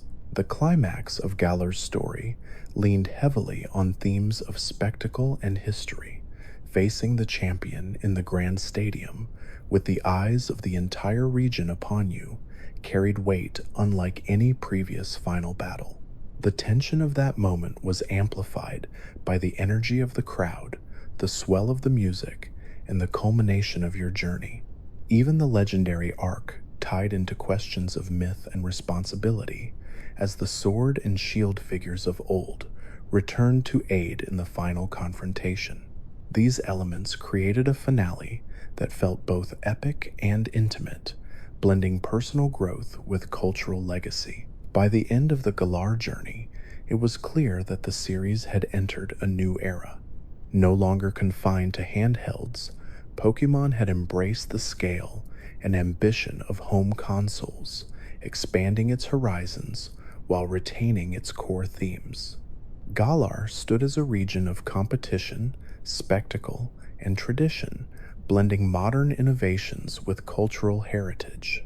Its stadiums echoed with cheers, its legends tied the past to the present, and its wild area hinted at the open worlds to come. It was a place where the spirit of sport and the heart of companionship merged, reminding fans that Pokémon was as much about community and celebration as it was about battles and victories. The Paldea region arrived as one of the most ambitious shifts in the series, presenting the first truly open-world mainline Pokémon games. Inspired by the Iberian Peninsula, with landscapes and architecture drawn from Spain and Portugal, Paldea was designed to feel like a vast countryside dotted with villages, cities, and natural wonders that players could approach in any order. Gone were the rigidly linear routes of earlier regions. Instead, players could travel freely across mountains, deserts, coasts, and plateaus, charting their own path through a world that was both expansive and filled with detail. The freedom to tackle objectives in any sequence reshaped the rhythm of the adventure, encouraging exploration and discovery rather than simply following a prescribed route. This sense of openness was supported by the narrative structure, which offered three main storylines that could be pursued in any order. The Victory Road arc followed the traditional path of challenging gym leaders, each with unique tests and settings that reflected the culture and geography of their towns. The Path of Legends storyline focused on helping a fellow student uncover the mysteries of giant Titan Pokémon, guardians of rare herbs tied to healing and growth.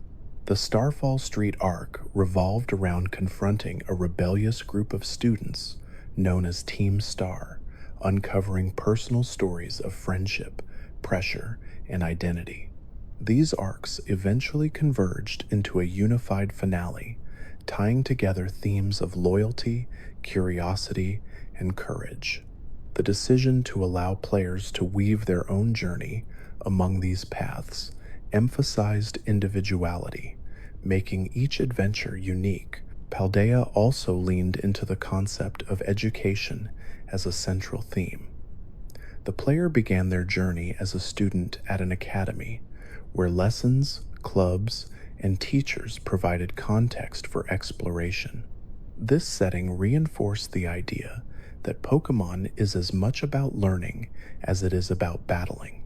Classes taught topics like biology, history, math, and language, blending gameplay with a sense of discovery that mirrored real-world schooling.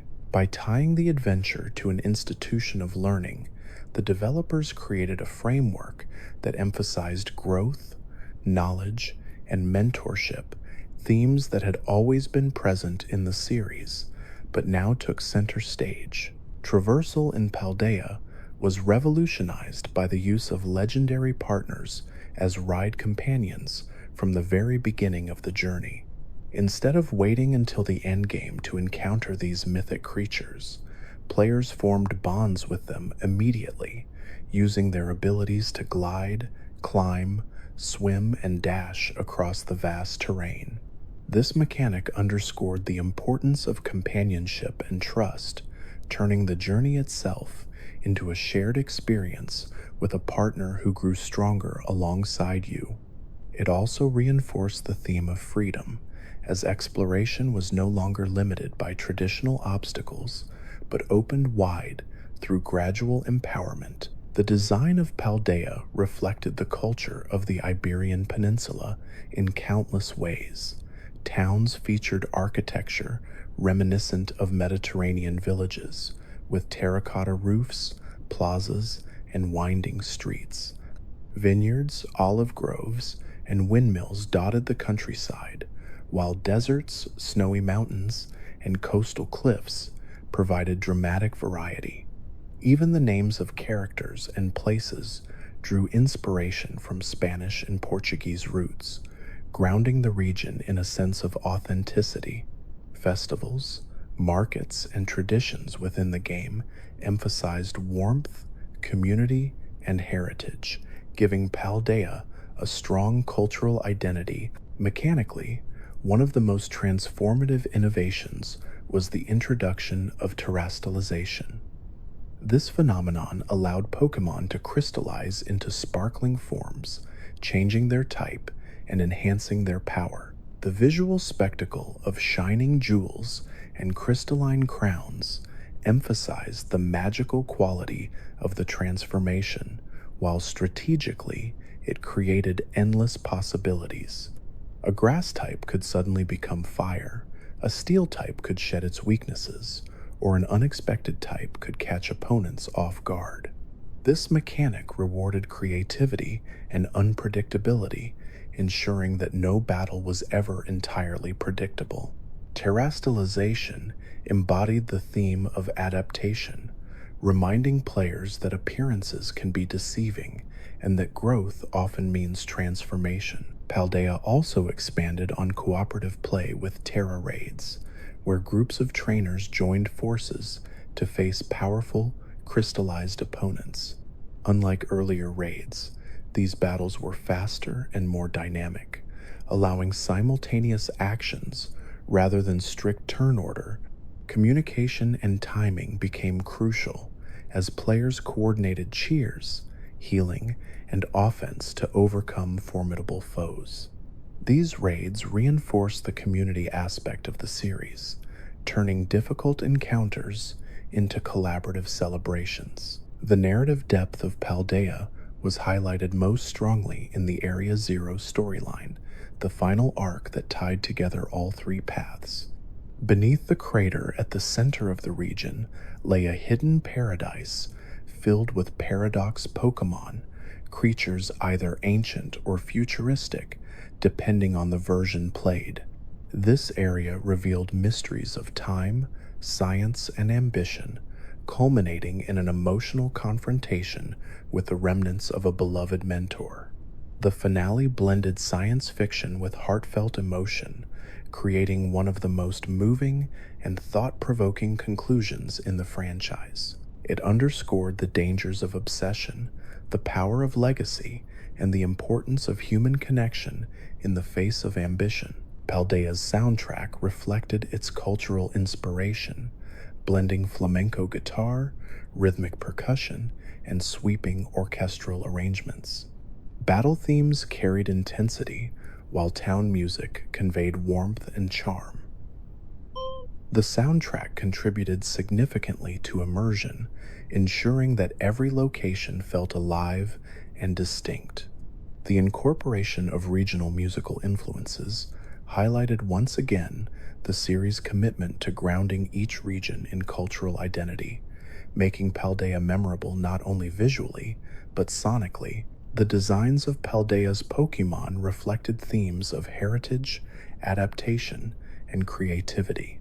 Some drew from Iberian wildlife, such as ibex, storks, and boars, while others referenced cultural elements like knights, olives, and even flamenco dancers. The Paradox Pokémon, meanwhile, embodied the themes of time and possibility, blending prehistoric ferocity with futuristic imagination. These designs emphasized that the Pokémon world is one of infinite diversity, where inspiration can be drawn from every corner of nature, culture, and imagination. Quality of life features in Paldea reflected the ongoing evolution of the franchise. The ability to send companions out on auto battles streamlined training, while picnic mechanics allowed breeding and bonding to occur in relaxed, personalized settings. The removal of rigid HM requirements ensured that movement across the world was fluid and unrestricted.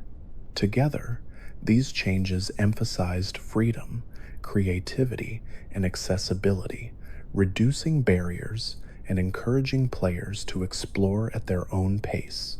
Paldea also marked a leap in narrative ambition with its cast of characters. Arven, Nimona, and Penny each carried distinct arcs that reflected personal struggles, growth, and resilience. Arven's story of family and healing resonated deeply, while Nimona's boundless enthusiasm captured the joy of competition. Penny's role in the Team Star arc highlighted themes of bullying, belonging, and courage. These characters were more than companions. They were mirrors of the player's journey, reminding fans that growth is not solitary, but shared with those who walk alongside us. Graphical presentation in Paldea sparked debate, with its vast landscapes and experimental open-world design pushing the hardware to its limits. While some technical shortcomings were noted, the ambition of creating a seamless, explorable world was undeniable. The decision to prioritize openness and scale over linear polish reflected a bold step for the franchise, one that would shape its future direction. The freedom of Paldea, even with its imperfections, demonstrated that the heart of Pokémon lies in exploration, discovery, and connection rather than flawless presentation. The cultural festivals of Paldea further enriched the world. From lively marketplaces to school competitions, these events emphasized community and celebration.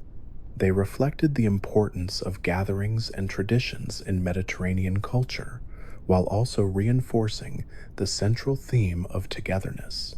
In these moments, the world of Pokémon felt not just like a game, but like a society, filled with rituals, celebrations, and bonds that made it come alive. By the end of the Paldea journey, players had not only become champions, but also uncovered mysteries of time, faced personal struggles, and embraced freedom in exploration. The region stood as proof that Pokémon could continue to evolve, taking bold risks in structure, narrative, and design while staying true to its essence. Paldea was a land of warmth, heritage, and transformation, a place where tradition met innovation and where every step revealed new wonders. It was a reminder that Pokémon's greatest strength lies in its ability to adapt, inspire, and bring people together, no matter how much the world changes. As much as the mainline generations define the core of Pokémon, the franchise has always been about more than the numbered journeys. Spin-offs, remakes, and side projects filled with quiet details have shaped how fans experience the world, and many of those moments remain some of the most memorable. They prove that Pokémon is not just a story told through one path, but a living universe that branches into countless forms. These branches are rich with trivia, history, and quirks worth drifting through tonight. The Mystery Dungeon series captured hearts because it inverted the usual formula. Instead of playing as a trainer, you became a Pokémon yourself, exploring dungeons that shifted with every entry. This roguelike design meant no two runs were ever the same. The first games in this line carried one of the most emotional openings in the franchise, a personality quiz that determined which species you would awaken as. Many fans still remember sitting quietly, answering questions about kindness, courage, and honesty, then being told which form reflected their spirit. The dungeons themselves were brutal, yet the storytelling was tender. Themes of friendship, sacrifice, and destiny gave these spin-offs a weight that rivaled the mainline games, reminding fans that Pokémon could be just as much about emotion as about competition. Another notable side path came in the form of the Ranger series. Here, the battles were replaced with capture mechanics that relied on drawing circles around wild Pokémon using the DS stylus. This mechanic emphasized empathy and understanding over brute force. Instead of weakening creatures to catch them, you calmed them, proving your intent through care and persistence. The stories tied deeply into protecting ecosystems, highlighting the series' environmental themes. While the Ranger games never became as mainstream as the core titles, they left a legacy of emphasizing connection, service, and responsibility values that echoed the larger philosophy of Pokémon. Pokémon Snap provided yet another perspective. Released first on the Nintendo 64 and later revisited decades later, it asked players to observe rather than to battle. Riding a rail cart through lush environments, players snapped photographs of Pokémon in their natural habitats. The joy came from timing, discovery, and patience. Throwing apples or playing music might coax a hidden creature into view, rewarding curiosity. For many fans, Snap was the first time they saw their companions truly alive in a 3D world, acting naturally rather than within the confines of a battle. It emphasized that the franchise was as much about wonder and observation as it was about strategy. The modern sequel deepened this idea, showcasing ecosystems filled with behaviors that reminded players how alive the world felt. Colosseum and XD on the GameCube stand as unusual but fascinating detours. These console adventures leaned into darker themes, with shadow Pokémon representing corruption and redemption. Instead of capturing wild creatures, players stole them back from villains, a twist on the formula that felt bold and surprising. The industrial landscapes, brooding atmosphere, and moral questions about purification made these games cult classics. They showed that Pokémon could tell stories with more mature undertones without losing its identity. Even today, many fans look back on them as hidden gems that deserve recognition for their ambition. Remakes have also carried unique trivia. Fire Red and Leaf Green brought Kanto into color and modern mechanics, while Heart Gold and Soul Silver expanded Johto into some of the most beloved games in the series. The inclusion of the Pokewalker, a pedometer that connected to the DS, remains one of the most innovative peripherals ever released. Taking your partner on walks in real life, earning steps that unlocked encounters and rewards, blurred the line between reality and the game world. Many players remember clipping the device to their belt or slipping it into a pocket, feeling as though they carried their companion with them throughout the day. This innovation captured the essence of what Pokémon had always promised: companionship everywhere you go. Omega Ruby and Alpha Sapphire revisited Hoenn with modern graphics and new mechanics, expanding on the lore of Mega Evolution. They reimagined legendary arcs with cinematic flair, giving fresh life to stories that had defined an earlier generation. Likewise, the Let's Go games reintroduced Kanto with simplified mechanics tied to motion controls, blending nostalgia with accessibility for a younger audience, and for fans of the mobile phenomenon, Pokémon Go. Each remake carried not just graphical updates, but new layers of lore, features, or mechanics that gave fans a reason to return. Speaking of Pokémon Go, its arrival in 2016 remains one of the most impactful cultural moments in gaming. By using augmented reality and GPS technology, it turned the real world into a Pokémon map. Parks, landmarks, and neighborhoods became habitats, and players of all ages gathered in public spaces to catch creatures together. For weeks, cities around the globe transformed into gatherings of trainers, with strangers meeting, trading tips, and forming friendships.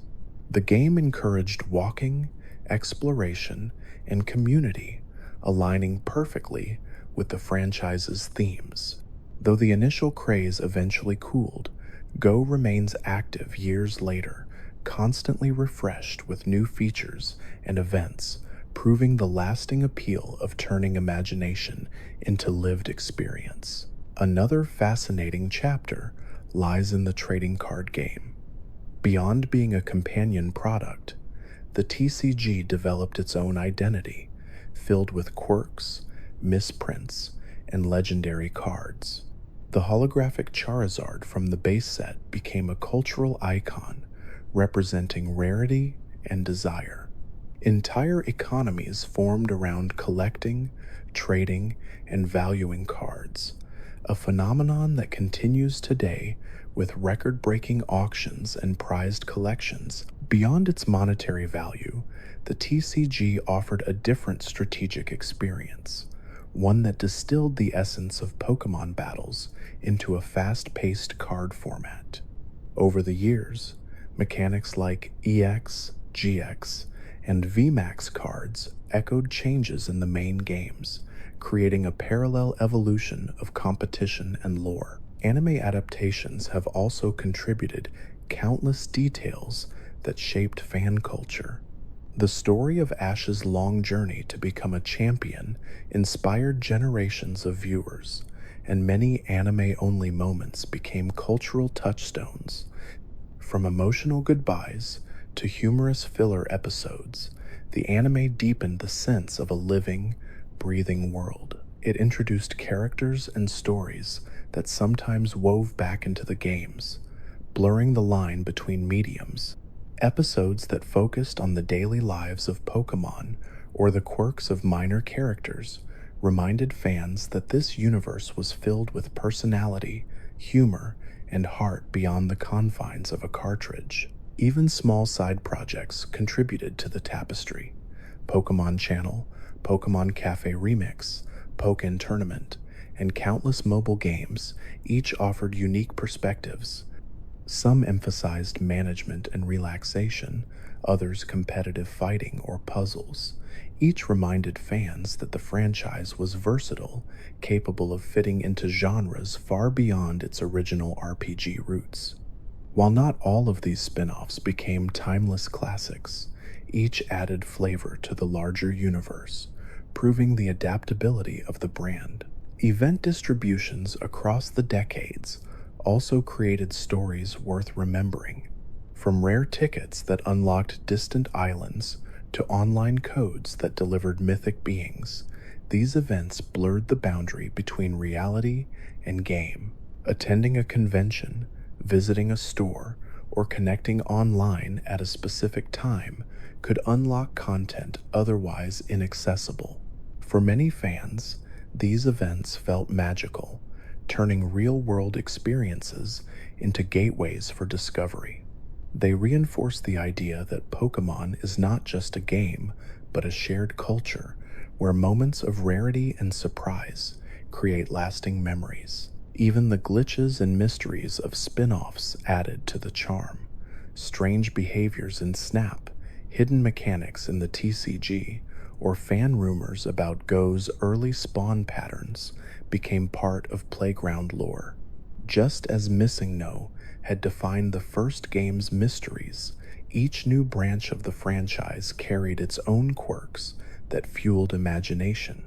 These imperfections became part of the legend, proving once again that the Pokémon universe thrives as much on mystery as on precision. Taken together, the spin-offs, remakes, and side projects show that Pokémon is not confined to a single formula. It is a living ecosystem of ideas, constantly experimenting, expanding, and surprising. Each experiment, whether a dungeon crawler, a photography game, a pedometer, or an augmented reality app, adds new perspectives on the same core themes of companionship, discovery, and imagination. For fans, these branches ensure that there is always something new to experience, even when the mainline games pause between generations. By wandering through these overlooked corners, we see the full picture of what makes Pokémon endure. It is not just the gyms, the champions, or the legendaries. It is the way the world adapts, expands, and reinvents itself, offering fresh lenses through which to view a familiar dream. Whether through a handheld, A console, a trading card, or a mobile phone, the heart of Pokemon remains the same, a gentle reminder that the world is wide, filled with wonder, and always worth exploring. As much as the mainline generations define the core of Pokemon, the franchise has always been about more than the numbered journeys. Spin-offs, remakes, and side projects filled with quiet details have shaped how fans experience the world, and many of those moments remain some of the most memorable. They prove that Pokemon is not just a story told through one path, but a living universe that branches into countless forms. These branches are rich with trivia, history, and quirks worth drifting through tonight. The Mystery Dungeon series captured hearts because it inverted the usual formula. Instead of playing as a trainer, you became a Pokemon yourself, exploring dungeons that shifted with every entry. This roguelike design meant no two runs were ever the same.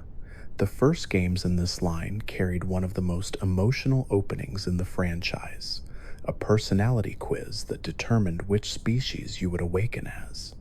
Many fans still remember sitting quietly, answering questions about kindness, courage, and honesty, then being told which form reflected their spirit. The dungeons themselves were brutal, yet the storytelling was tender. Themes of friendship, sacrifice, and destiny gave these spin-offs a weight that rivaled the mainline games, reminding fans that Pokemon could be just as much about emotion as about competition. Another notable side path came in the form of the Ranger series. Here, the battles were replaced with capture mechanics that relied on drawing circles around wild Pokemon using the DS stylus. This mechanic emphasized empathy and understanding over brute force. Instead of weakening creatures to catch them, you calmed them, proving your intent through care and persistence. The stories tied deeply into protecting ecosystems, highlighting the series' environmental themes. While the Ranger games never became as mainstream as the core titles, they left a legacy of emphasizing connection, service, and responsibility values that echoed the larger philosophy of Pokemon. Pokemon Snap provided yet another perspective. Released first on the Nintendo 64 and later revisited decades later, it asked players to observe rather than to battle. Riding a rail cart through lush environments, players snapped photographs of Pokemon in their natural habitats. The joy came from timing, discovery, and patience. Throwing apples or playing music might coax a hidden creature into view, rewarding curiosity. For many fans, Snap was the first time they saw their companions truly alive in a 3D world, acting naturally rather than within the confines of a battle. It emphasized that the franchise was as much about wonder and observation as it was about strategy. The modern sequel deepened this idea, showcasing ecosystems filled with behaviors that reminded players how alive the world felt. Colosseum and XD on the GameCube stand as unusual but fascinating detours. These console adventures leaned into darker themes, with shadow Pokemon representing corruption and redemption. Instead of capturing wild creatures, players stole them back from villains, a twist on the formula that felt bold and surprising. The industrial landscapes, brooding atmosphere, and moral questions about purification made these games cult classics. They showed that Pokemon could tell stories with more mature undertones without losing its identity. Even today, many fans look back on them as hidden gems that deserve recognition for their ambition.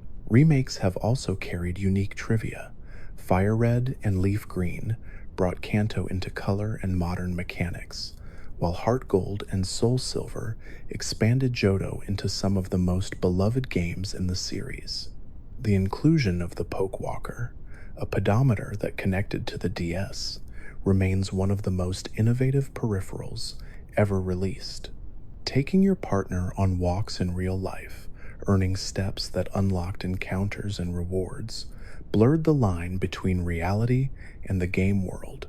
Many players remember clipping the device to their belt or slipping it into a pocket, feeling as though they carried their companion with them throughout the day. This innovation captured the essence of what Pokémon had always promised: companionship everywhere you go. Omega Ruby and Alpha Sapphire revisited Hoenn with modern graphics and new mechanics, expanding on the lore of Mega Evolution. They reimagined legendary arcs with cinematic flair, giving fresh life to stories that had defined an earlier generation. Likewise, the Let's Go games reintroduced Kanto with simplified mechanics tied to motion controls, blending nostalgia with accessibility for a younger audience and for fans of the mobile phenomenon Pokémon Go. Each remake carried not just graphical updates, but new layers of lore, features, or mechanics that gave fans a reason to return. Speaking of Pokémon Go, its arrival in 2016 remains one of the most impactful cultural moments in gaming. By using augmented reality and GPS technology, it turned the real world into a Pokémon map. Parks, landmarks, and neighborhoods became habitats, and players of all ages gathered in public spaces to catch creatures together. For weeks, cities around the globe transformed into gatherings of trainers, with strangers meeting, trading tips, and forming friendships. The game encouraged walking, exploration, and community, aligning perfectly with the franchise's themes. Though the initial craze eventually cooled, Go remains active years later, constantly refreshed with new features and events, proving the lasting appeal of turning imagination into lived experience. Another fascinating chapter lies in the trading card game. Beyond being a companion product, the TCG developed its own identity, filled with quirks, misprints, and legendary cards. The holographic Charizard from the base set became a cultural icon representing rarity and desire. Entire economies formed around collecting, trading, and valuing cards, a phenomenon that continues today with record-breaking auctions and prized collections. Beyond its monetary value, the TCG offered a different strategic experience, one that distilled the essence of Pokémon battles into a fast-paced card format. Over the years, mechanics like EX, GX, and VMAX cards echoed changes in the main games, creating a parallel evolution of competition and lore. Anime adaptations have also contributed countless details that shaped fan culture. The story of Ash's long journey to become a champion inspired generations of viewers, and many anime-only moments became cultural touchstones. From emotional goodbyes to humorous filler episodes, the anime deepened the sense of a living, breathing world. It introduced characters and stories that sometimes wove back into the games, blurring the line between mediums. Episodes that focused on the daily lives of Pokémon or the quirks of minor characters reminded fans that this universe was filled with personality, humor, and heart beyond the confines of a cartridge. Even small side projects contributed to the tapestry. Pokémon Channel, Pokémon Cafe Remix, Pokémon Tournament, and countless mobile games each offered unique perspectives. Some emphasized management and relaxation, others competitive fighting or puzzles. Each reminded fans that the franchise was versatile, capable of fitting into genres far beyond its original RPG roots. While not all of these spin-offs became timeless classics, each added flavor to the larger universe, proving the adaptability of the brand. Event distributions across the decades also created stories worth remembering. From rare tickets that unlocked distant islands to online codes that delivered mythic beings. These events blurred the boundary between reality and game. Attending a convention, visiting a store, or connecting online at a specific time could unlock content otherwise inaccessible. For many fans, these events felt magical, turning real-world experiences into gateways for discovery.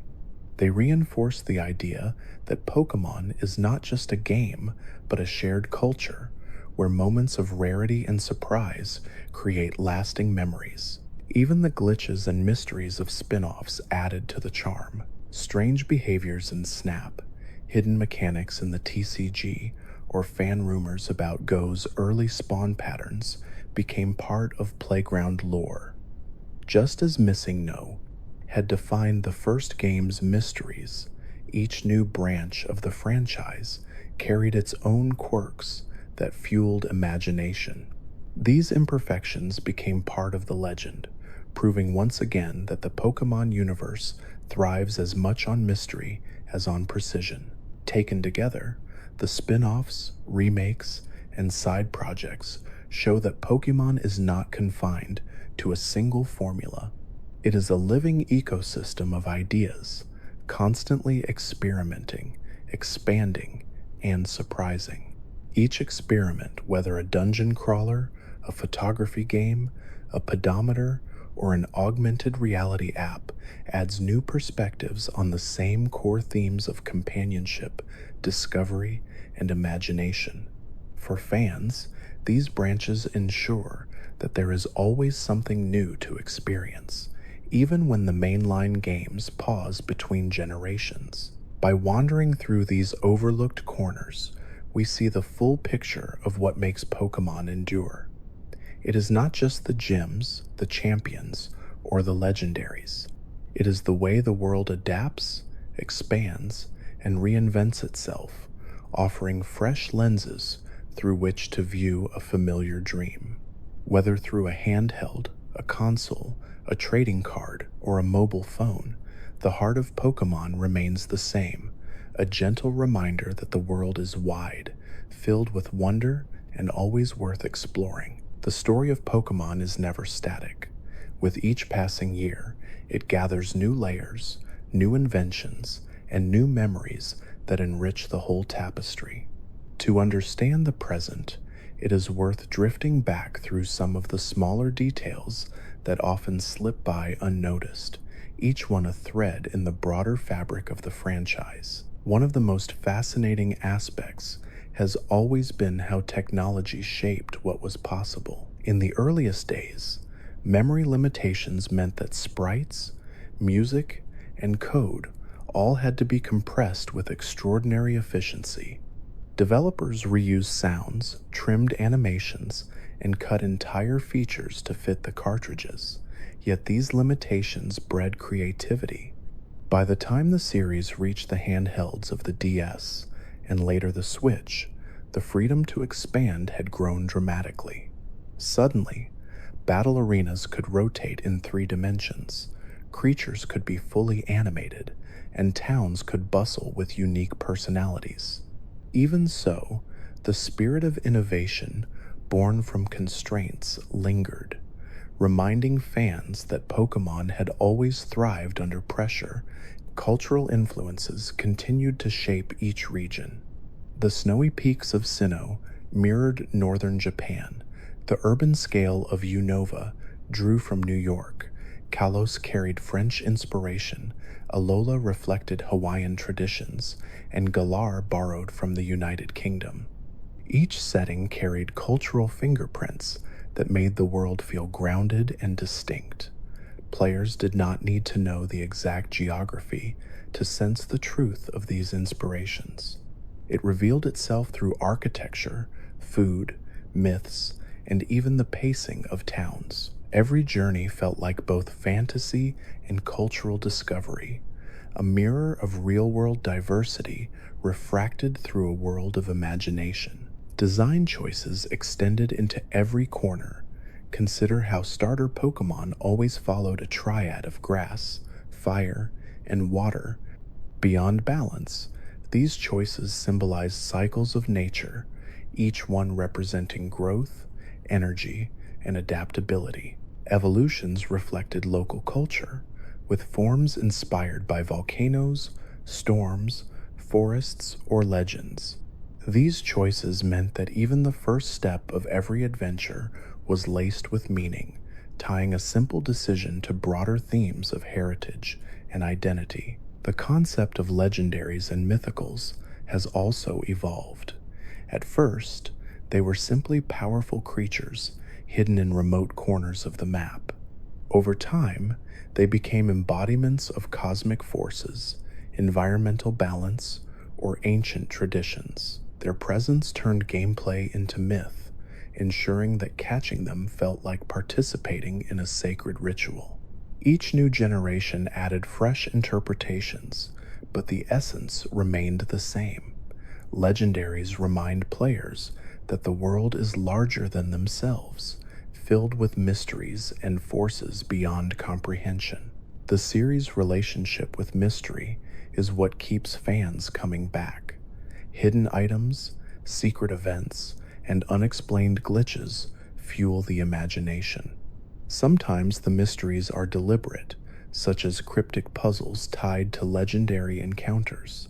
Other times, they emerge by accident, like unused sprites discovered by fans combing through code. These surprises create folklore, blending rumor with reality until the line between the two blurs.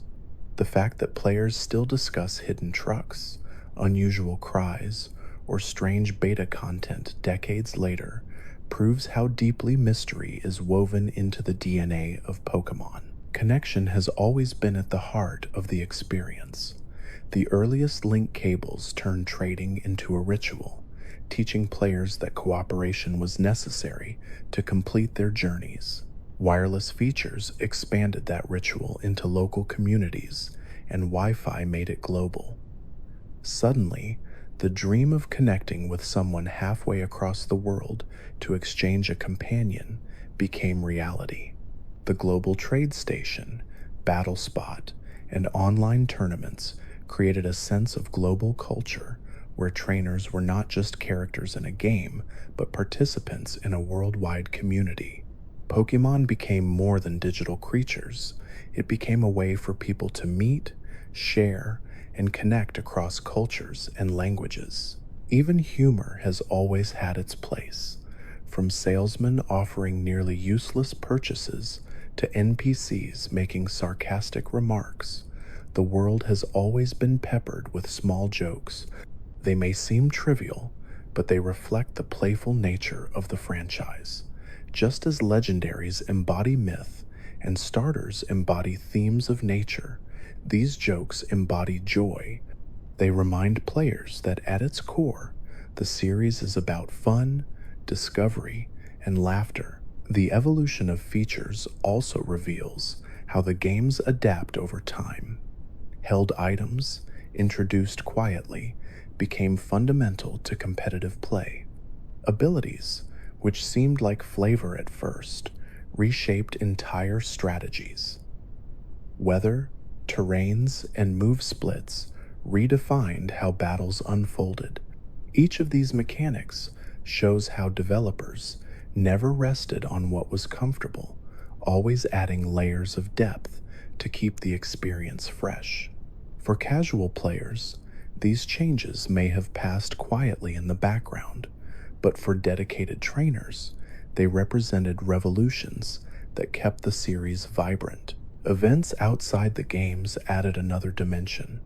Anime arcs, trading card expansions, movies, and mobile apps expanded the reach of the universe. Each medium offered different perspectives, sometimes overlapping, sometimes diverging. The Pokémon seen in theaters, on cards, or in mobile apps were not just companions on a screen, but cultural icons that shaped childhoods. Few franchises achieve this kind of multi-layered presence, where a single world can be experienced in so many ways, yet feel cohesive. The emotional core has always been the bond between trainer and companion, Mechanics like return or friendship evolutions reinforce this idea directly, but even without explicit coding, players always felt attached to their partners. Whether it was the starter chosen on day one or the first shiny stumbled upon by chance, these bonds gave the journey meaning. It was never just about strength, it was about connection, patience, and care. What makes Pokemon timeless is this layering of detail. Every small mechanic, every cultural influence, every story, every quirk contributes to a whole that feels alive. The world may be fantastical, but it is filled with echoes of reality, family, humor, mystery, culture, and connection. Each detail invites curiosity, encouraging players to look closer, to wonder, and to share. As this journey of facts winds down, it is worth reflecting on why the series continues to endure. It is because it offers both simplicity and depth, joy and challenge, mystery and clarity. It is because it adapts while staying familiar. It is because, at its heart, it tells the same story again and again, a story of setting out into the world, meeting companions, and growing together. That story never grows old because it is the same story we live in our own lives. So as you rest tonight, let these details settle quietly in your mind. The history of Pokemon is vast, filled with corners still waiting to be uncovered. With each generation, each spin-off, each card, and each melody, the world expands a little more, reminding us that wonder is always close at hand. Sleep comes easier when we drift with that thought, that the world, both real and imagined, is wide and filled with discoveries that never truly end.